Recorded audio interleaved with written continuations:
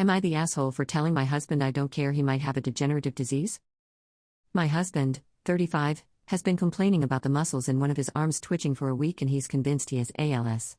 He came home from work today and said his mouth was salivating more than normal and informed me that's a symptom of ALS.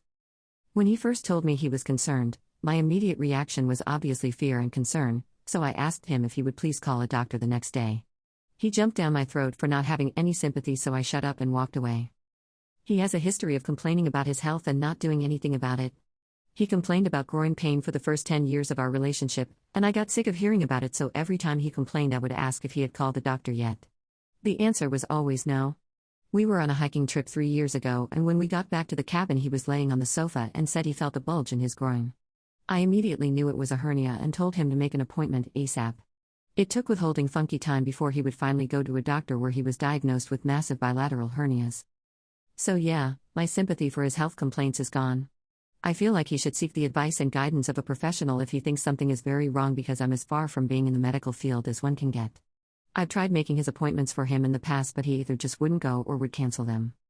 Back to the ALS concern, tonight when he got home and informed me about his watery mouth, I asked him if he had called our healthcare provider today. He said no. I calmly asked him why not, and then said I was concerned that he thought he had a serious degenerative disease but wouldn't do anything about it.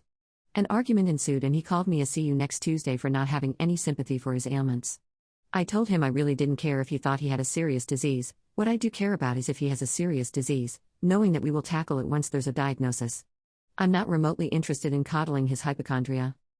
So, am I the asshole for telling my husband I don't care he might have a degenerative disease because he won't seek medical help?